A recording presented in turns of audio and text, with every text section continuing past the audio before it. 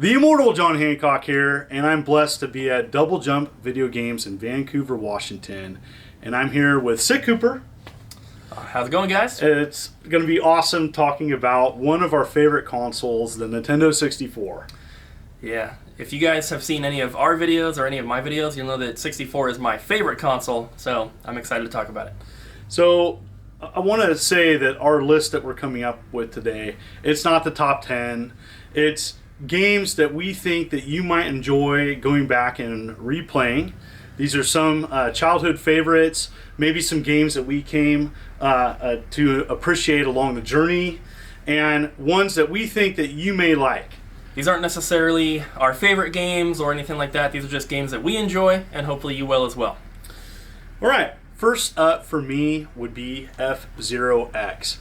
I don't know exactly when I played this classic, but I really like this game just for the fact it's just a fun futuristic racer. You know, I was a big fan of games such as like Wipeout and Wipeout XL on PlayStation.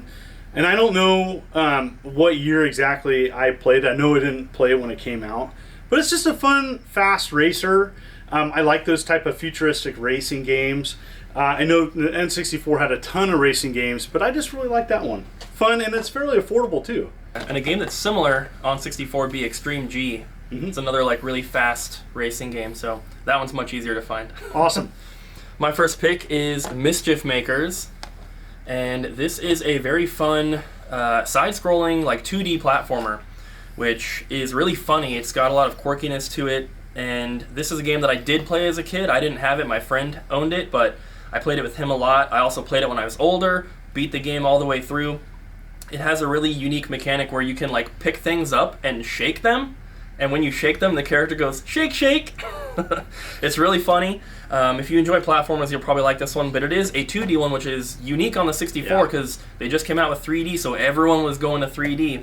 But this game is really awesome, and highly recommend it. All right. Next one, I have a funny story behind, and that is Perfect Dark. Now, I was working at a Software Etc. when this game came out. In fact, I have my name badge here, and it actually says I like Perfect Dark on it. This is actually my original badge, and what's kind of cool is I was a big GoldenEye fan, and I don't think this is probably as good as GoldenEye. Some people may disagree with that. This is a great multiplayer experience on the N64. I know that the Xbox Live has an updated version of this. If you have Xbox, you can play it there. But this is like the kitchen sink for first-person shooters on the Nintendo 64. Great experience, great story. It does take the expansion pack. There's tons of unlockables and characters and weapons, and I just really appreciate this game. Now, you know, for some people, they've moved on from it, but I still think if you have an original N64, and fairly affordable, if I do remember, and this is a great, reasonably priced game on the N64, and I highly recommend it. Definitely. So my next one, we said that these aren't our favorite games, but this is my number one favorite game of all time, so I had to include it. It is Super Mario 64.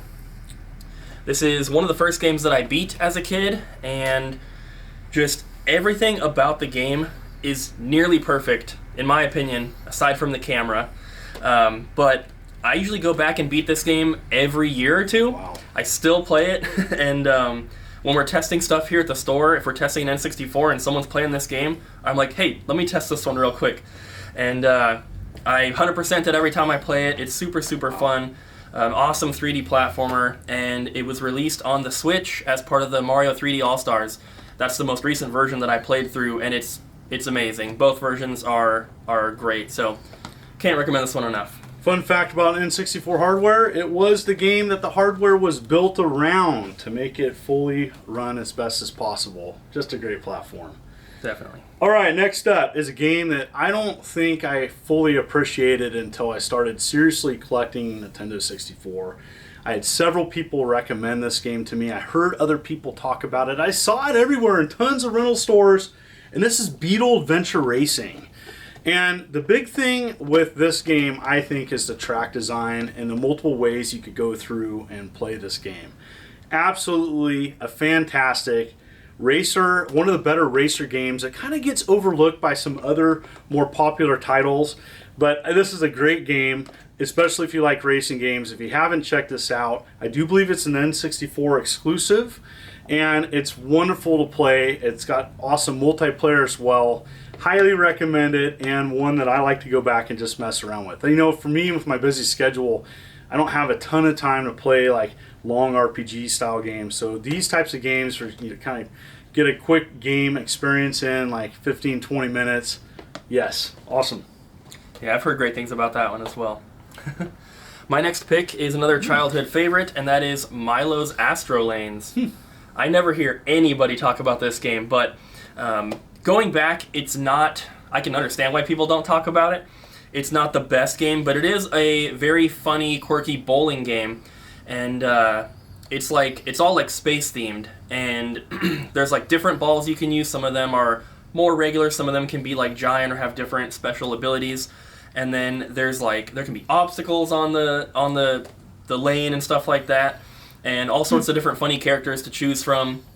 It's got a lot of personality, which is I think why I like it so much, because it's not, I mean, like Wii Sports Bowling is amazing. That's like a great bowling game, but it's very plain. Okay. There's no real personality to it. With this one, it's just the quirkiness is turned up to 10. Everything about it is just super funny and over the top, and it's a pretty fun little game. All right. I'm definitely going to go back and check that out now. Yeah, it's good on multiplayer, for sure. All right, this next one is my favorite game on the N64. If it's going to be one game that is my favorite to go back and replay, and that's Rogue Squadron. When this came out and the magazines were talking about it, that's how I got my information back in the day. It wasn't the internet. It was flipping through different game magazines. I do believe EGM had a big spread about this game. And I'm a big Star Wars fan, and I was blown away. Like this, I was a big fan of original flight sims like TIE Fighter, and this is more of an arcade experience. It's definitely that third person, but you can go into first person mode. Tons of awesome levels that kind of fill in the story, that weren't in the movies, and you see different locations, but you see also classic locations that were from the films. You can fly different ships. There's tons of unlockables. You can upgrade your weapons. And I got a gold medal on every single level. And I went through this and played it over and over and over again. There's challenges. There's really neat unlockable ships. I absolutely love this game. And if you're a Star Wars fan, look no further than Star Wars Rogue Squadron. There's also a greatest hits of it, million seller. And so for people that collect variations, there's that as well. Awesome. My next pick is the video game that has the best theme song of all time, and that is Buck Bumble. And I don't know why the theme song is so good, but it's perfect. If you guys haven't heard it, you need to look it up on YouTube. Buck Bumble theme song. It's like an EDM masterpiece. But this is a pretty fun game. Yeah. The controls are very, very difficult to get used to when you first play it, but just give it some time, you will learn how to play. But I think this game is most fun on multiplayer. But it's a 3D.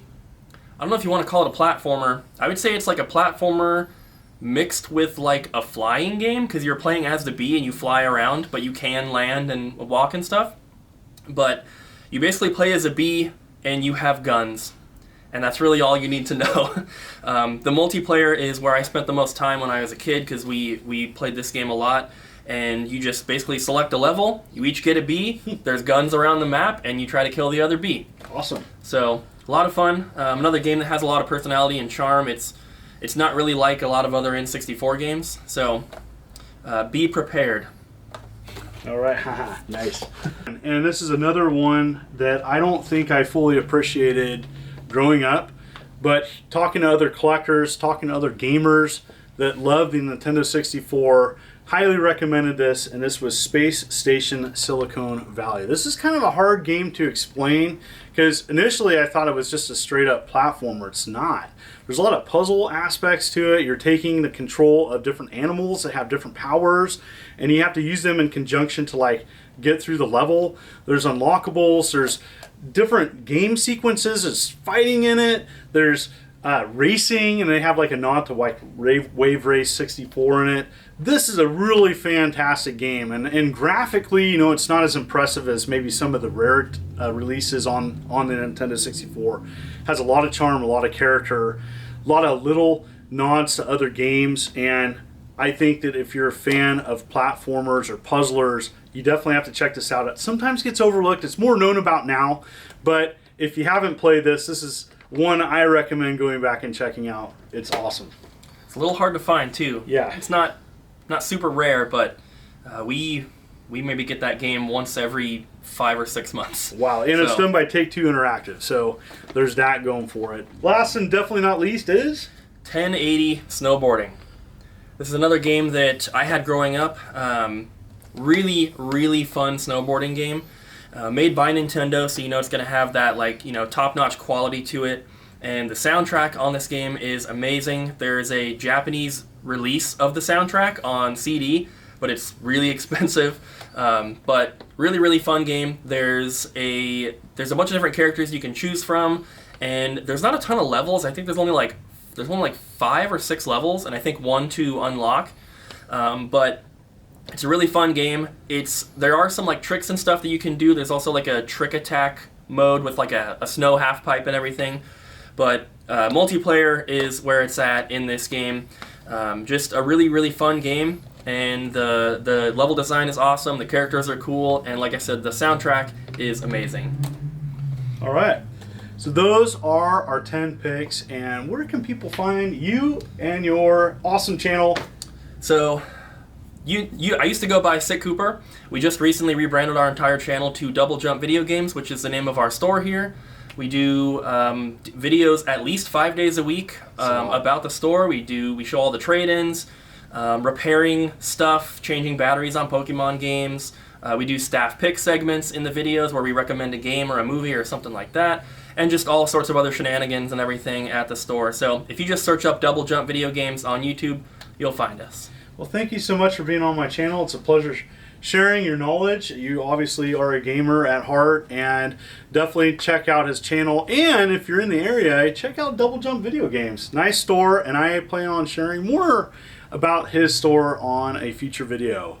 Awesome. Thank you for coming in. This is the Immortal John Hancock, and Sick Cooper. You have a good day.